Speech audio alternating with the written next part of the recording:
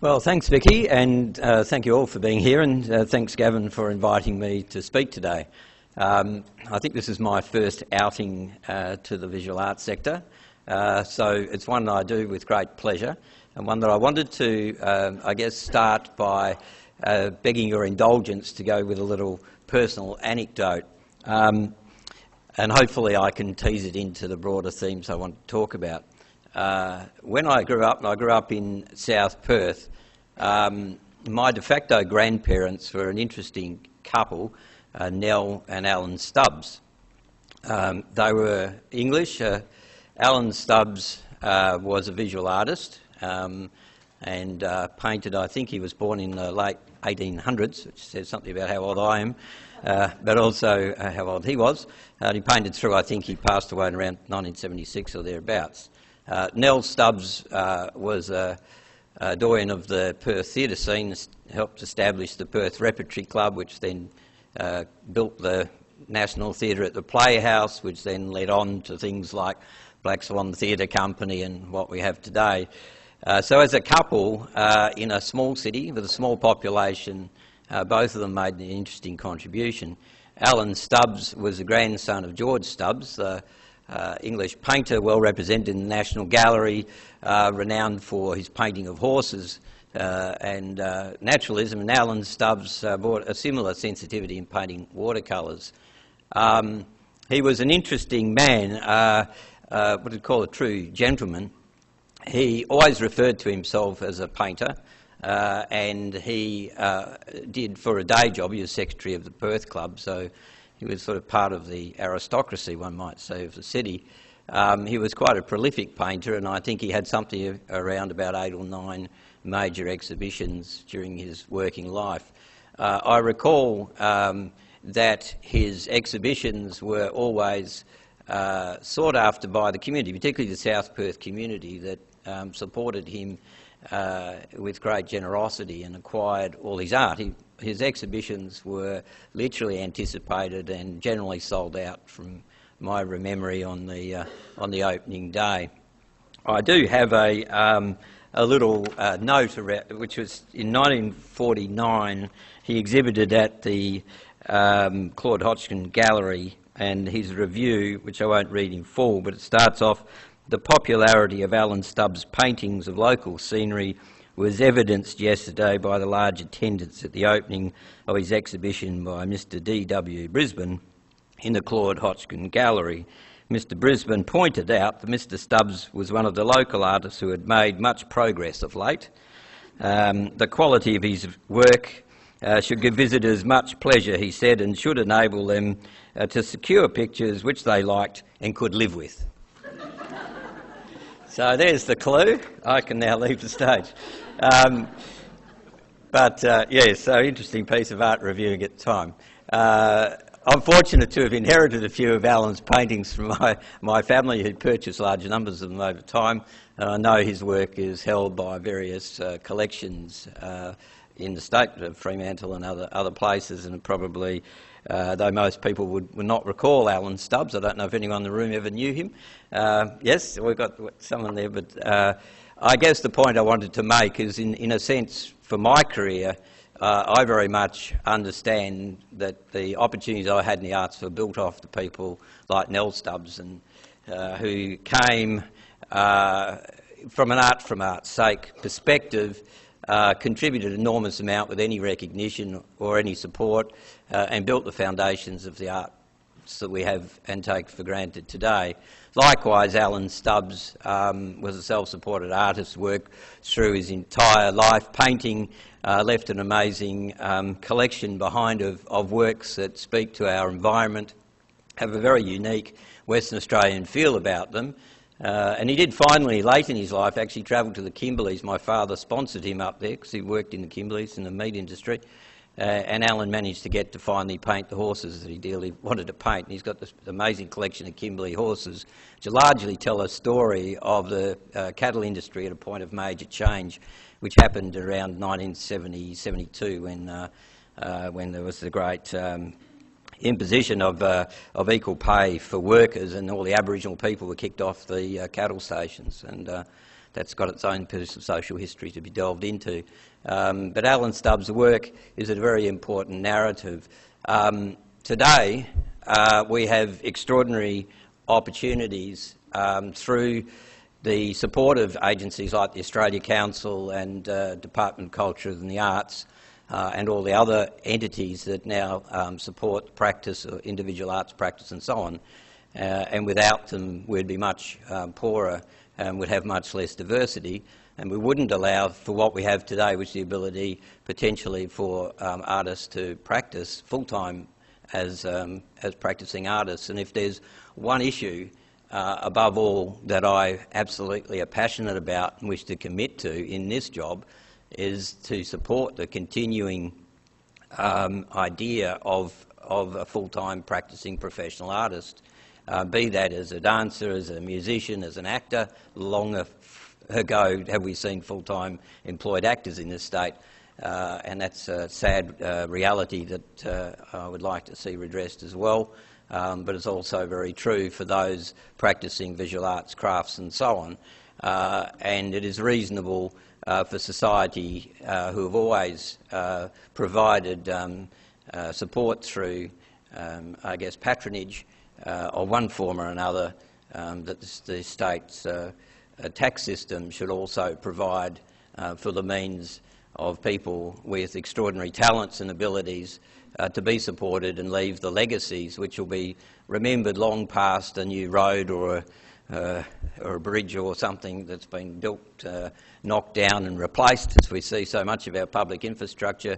The things that will endure and will remind us of who we are today are often the things that you'll be creating now, last week or next year. And we need to constantly remind ourselves of what true value lies in artistic endeavour and how important it is that at any one period of time you're able to reflect the issues and the realities and the interpretations of this time, place and so on.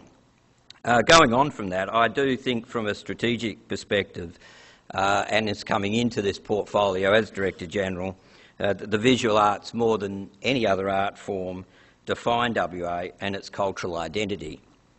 The State Art Collection, the Burnt Collection at UWA, the Stokes Collection, the Holmes of Court Collection, West Farmers et al., and there's many of them, you represent a unique and enduring asset that, if was more accessible to the public, would transform the ambition of this state to be recognised for the achievements of its artists and curators, which is probably a bit of a tease for me, saying, do I support the idea of something like the Powerhouse in East Perth becoming a contemporary arts facility? Then the answer would probably be yes. Is it something I've remained to do much about at the moment? No. But it's important these big ideas are explored, and I'm delighted that, in fact, these ideas are finding their way into the public domain around the potential of putting WA on the map for what sits in cupboards and in locked boardrooms and goodness knows what else, but is, in a sense, not only accumulation of the work that this state has produced, but an extraordinary diverse collection of works from around the world that, as I said, I believe, if it was available broadly to the community, to visitors and so on, would transform the identity of Western Australia, which at times you feel is somewhat seen as a backwater around visual arts, to its true place, which I think is one of the great centres of visual arts practice and curation and collection of world significance. And it is a matter of how the right infrastructure comes about in the right period of time. Also, very aware that the Art Gallery of WA has been under siege of late. It's one of my portfolio agencies. It's one that I dearly love myself, been a regular attender. I think we're very blessed in having Stefano here as our director. He would really like to have been here today. Unfortunately, had a prior commitment before the dates for this were set, which he wasn't able to get out of. But I know there are AGWA staff in attending the symposium today. I notice our soon-to-be chairs here somewhere. Nick, where are you? Somewhere, there he is. So you need to pigeonhole Nick. So but no, again, delighted that Nick Hasluck is going to be the incoming chair, with Fiona Kalis having finishing up her term. We are very committed, the government and myself, and I know Nick and the Board of AGWA, to address the issues that quite rightly have been raised in the public domain around the accessibility of the collection, around the issues of storage. We've got such a fine collection that we've been gobbling up exhibition space to store it. These are the mundane machinery of government matters that really befall a person such as me to sort out, resolve and allow the gallery to get back to what it should be doing, which is providing for, as I guess I think absolutely necessary, to be a peak organisation for the arts.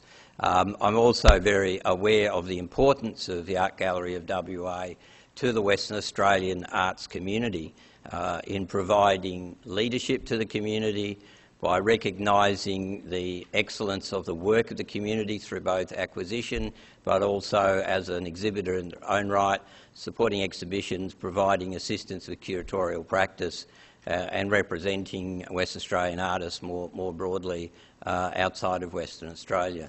I think we've got an exciting future being planned for the gallery through the board. There's enormous commitment from directors to that vision. We all know that there are funding constraints at the moment, and there's a bit of a hangover, I suppose, from the issues surrounding the MoMA exhibitions, but we can get past those things, and I know Nick, myself and others will commit to doing that, because to do any less would let those in this room down. So in recognising WA's historic strengths in visual arts, I believe the four key pillars of government support are essentially a quality school and tertiary education sector. I don't believe that without that, that what follows is possible, essentially artists who are able to practice at a world class. We need well-resourced and supported facilitation organisations, and I think we are actually blessed here with having some very fine support organisations for West Australia's visual artists, which include agencies like PICA, of course, ArtSource, Arts on the Move, Fremantle Arts Centre and so on. For those who leave out, our Aboriginal remote art centres themselves been very important support and facilitation organisations. The key role of our major institutions, and there is enormous potential from the development of the new museum. I think, as I'm sure all of you in the room would agree, the convergence in arts and around digital technology and all the rest would mean that you're not building a $450 million museum solely to put stuffed aardvarks or kangaroos in. It is to be a major piece of cultural infrastructure that should interface with all the arts, be they performing arts, visual arts and the like, and that those spaces will provide quite unique opportunities to reinterpret Western Australian history, Western Australian landscape, Western Australian biology, you name it, and have the museum run programs and exhibitions that are truly unique in a modern and technologically advanced environment. So I would certainly encourage you all to engage with that project during its seminal periods around design and imagination. There's an impressive team at the museum working on this, including art curatorial teams. There's, of course, a major commissioning program around percent for art and so on. So there's enormous opportunities for engagement at that level. So at times when you think things aren't progressing, you have to remind yourself the scale of some of these projects that are cultural projects and are being progressed by the government in real time now. The other, of course, is the support for individual artists, which I think is particularly critical at key transitional points in people's careers. I have a number of staff from DCA in the forum, so I would encourage you to touch base with those officers if you want to know specifics around our programs. But essentially our strategy, and it's a tricky one because the way the department has worked in the past is art forms, it's getting close, okay. Art forms tend to be supported by funding programs. If it's theatre, you know why you're funding what certain parts of theatre and what not. If you're screen, and you're supported as a screen industry in a creative industry strategy, so it's around investing to generate future income. The concept of visual art is stuck somewhere between being art form funded for, so you're funding, if you like, artistic risk and innovation, development of artists at one level, but on another level you should be thinking of it around a broad sector support because you are a significant player in a commercial market or commercial transaction market. And I think possibly we've done a disservice to visual arts in the past by not thinking more broadly around a dual strategy of interventions around those career or individual funding opportunities and support for facilitation agencies, and actually think about using some of our expertise around the sort of industry, creative industries approach in order to try to provide a more interventionist and active role in support of arts market strategies and so on. And I'd be interested in views from this coming forward. I am aware that there are a lot of innovation, that the closure of commercial galleries has been had a major impact on artists and the market, but I'm also aware that through DCA supported initiatives that there's a lot of innovation going on. Just to sort of wrap up, my own interest particularly, as Vicky said, now I've been in government for a while, you learn about how different government sectors work. One of the more impressive things has come out of the regional development R4R program, apart from the fact that there's a lot more money has come out of R4R for the arts than come out of non-R4R money for the arts, the difference between 2.6% and 0.5%. So people have done well in the regions around cultural infrastructure and arts funding. But importantly, things like the South West Development Commission have really focused on the fact that it's cheaper to live in the southwest, it's cheaper to get buildings in the southwest. They've focused on building a very strong connected arts sector down there by using investment to trigger key infrastructure, marketing, technology gaps. And the growth of visual arts practice, as you saw from CineFest, even in the film sector, performing arts and others, is truly impressive on any level of data analysis. So the idea of differentiated regions, the idea that in fact the arts will move to areas where I guess the value of the dollar is less in terms of the input costs of their business, the market is actually shifting to adopt those strategies, and they're getting some very interesting government strategic support.